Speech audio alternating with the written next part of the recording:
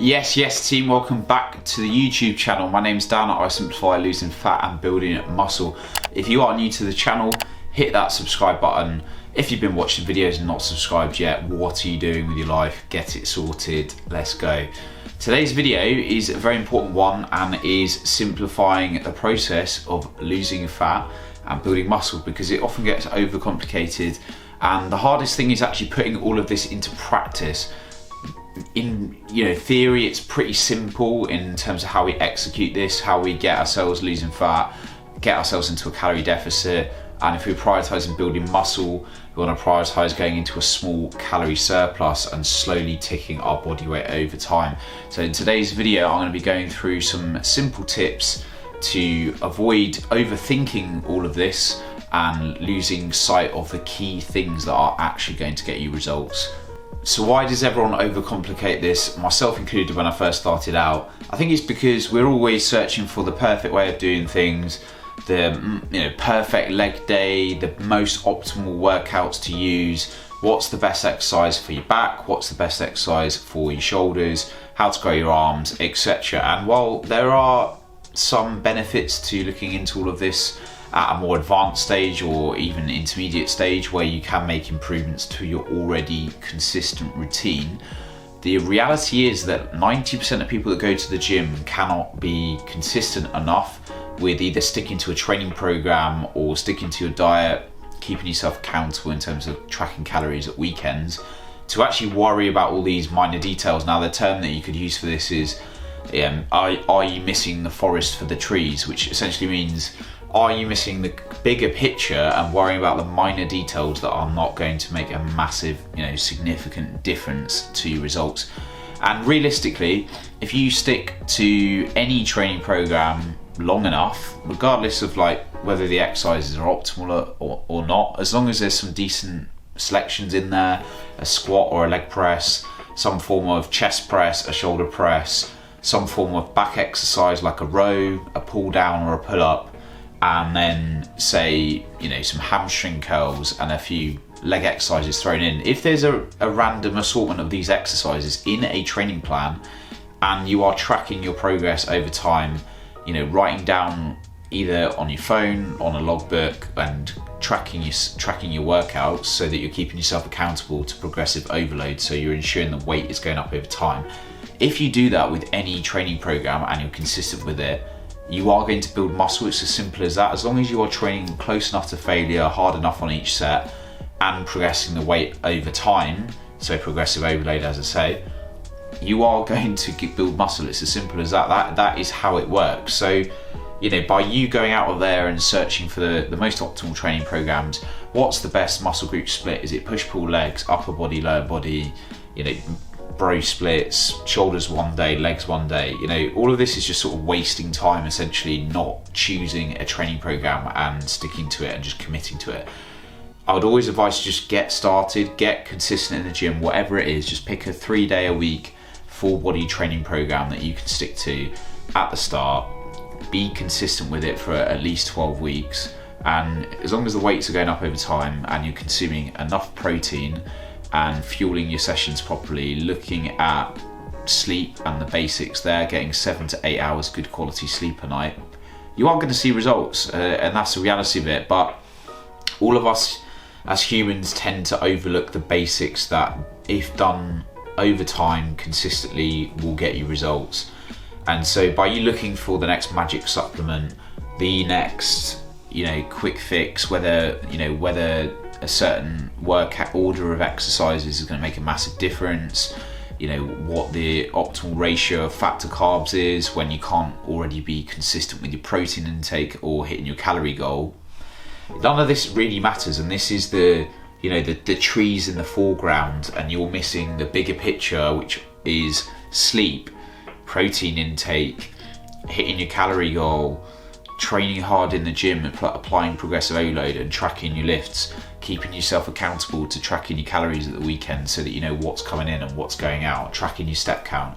All of these basics, drinking more water as well so that you're feeling more full and overall calories come down. It gets, performance improves in the gym. All of these basics done really well over time are going to get you results, and it's as simple as that. That's how it works. So For fat loss, we need a calorie deficit, meaning burning more calories than you consume. And in practice, this means getting more active outside of the gym, hitting a good step count, 8 to 10K to start with, say, being more active, increasing a bit of cardio potentially, hitting your gym sessions, and then, lowering your calories through tracking them in MyFitnessPal and just ensuring that you get yourself into a calorie deficit. So, a calorie deficit will work for everyone. It's just sticking with it long enough and making the necessary adjustments up in activity levels or down in calories to continue losing weight over time. So, building muscle, on the other hand, while you can do this in a calorie deficit under certain conditions, I've got a video on how to lose fat and build muscle at the same time, which I'll link here. And this is mainly going to be for people that are new to the gym or returning to the gym after a break or with a significant amount of fat to lose. Now, you can, lose fat and build muscle at the same time, but it's just a lot harder, and the more efficient way of doing it and the most optimal way of building muscle is going to be putting yourself into a small calorie surplus. So what does this mean in practice? This is the other way around to the fat loss stage. So in the gaining phase, you have to kind of let go of losing a bit of body fat in the process. This is the reality of it. You are inevitably towards the end of a gaining phase going to gain a bit of fat in the process. And the fat loss phase is then going to strip that fat off. So in the gaining phase, priority is on gym performance, making sure we're tracking our workouts like even when we are in the fat loss stage as well. But priority has to be getting those weights up over time. If you're increasing your calories and it continues to go up over time and your body weight keeps coming up, but the weights are not going up in the gym, that is going to suggest that you're going to be gaining a bit too much fat and not much muscle. Whereas as long as the weights are going up and you're performing your exercises with good form, then providing that you're fueling yourself properly, timing carbs around your sessions and getting good quality sleep in, as long as the weights are going up over time and your body weight is slowly ticking up over time, a good target to aim for is about 1 to 2% of your body weight per month. Now this, for males let's say in the males in the range of like 70 to 90 kilos, something like that, a good target to aim for could be, say, 0.8 to 1 gram, 0.8 to 1 kilo per month. Now, if you're gaining about a kilo a month, a bit more, it's not the end of the world, then 1/4 of a kilo, 1/2 pound a week, slow and steady, then you're mitigating that fat gain in this gaining phase, and you're giving yourself sufficient carbs, fueling your workouts to continue to see improvements in the gym. And you really have to think long term in the gaining phase. Get out of your own head. So many people limit their results by not fully committing to either. You start your gaining phase, you worry about gaining a bit of fat, so you reverse out of it, then you go back into a fat loss phase because you're unhappy of losing a little bit of definition maybe.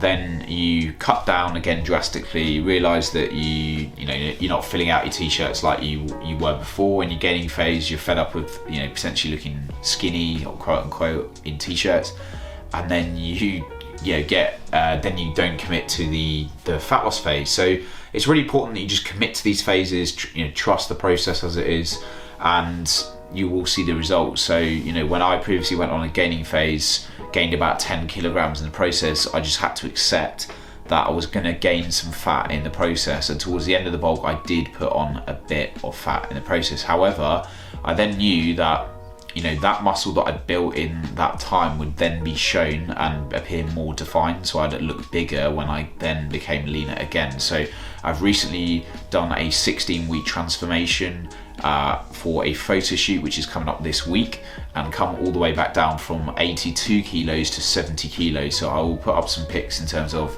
my current condition and the general process of coming down from the end of a bulk to the leanest I've been.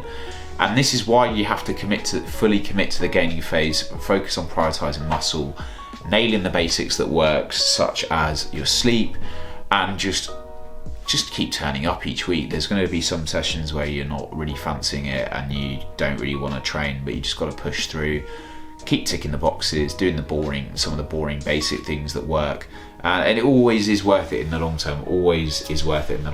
So to summarize for you there, the basics of building muscle and losing fat. The gaining phase is the priority, where gym performance needs to be tracked, relentlessly, ensuring that you're beating what you got last week, more reps per set, or the weight, ensuring the weights go up over time. Track your body weight, make sure that your body weight is only slowly ticking up, say a kilo a month, or 1%, 2% of your body weight max. And then as long as you're doing that and just keeping an eye on calories, dialing back if you're gaining a bit too much too quickly, or increasing the calories if the weight gain stalls. As long as you're doing that and doing it slow and steadily, thinking long term with it, you are going to get the results you're looking for. Then at the end of your gaining phase, when maybe we need to dial back and you've gained a bit of body fat, you want to go into a fat loss phase, it's about maintaining that strength. Can you maintain the strength that you've built up on your gaining phase and hold on to that strength as your body weight comes down? So you put yourself into a calorie deficit, maybe you increase your steps and you increase a bit of cardio, you drop your overall calories, so ensure that protein intake is at 1 gram per pound of body weight, and then drop your fat and carbs slightly, get yourself into a deficit, and then strip the fat off that you might have gained in the gaining phase. Now, if you can maintain your strength during your cut and you're still lifting similar weights that you were at the start of the cut, then you are going to maintain most of your muscle mass. You will lose a little bit, but you are going to maintain most of your muscle mass. And this is how, in simple terms, the gaining phase and then the fat loss phase work, and this is how you are going to get results in the long term. I really hope you found this video useful. If you did, remind us to drop the video a like, subscribe to the channel if you are new and you haven't already subscribed. More content coming. Do let me know in the comments if you've got any topics that you want covered, anything specific. But I really do hope you get the key point here, which is don't overcomplicate it. Track your workouts, track your body weight, track your calories, and if you commit to each phase long enough, you will lose fat in your fat loss phase and you will gain muscle in your gaining phase. And it's just thinking about things long term. Thank you for watching. Have a great rest of your day, and I'll see you later. See you on the next one. See you later, team.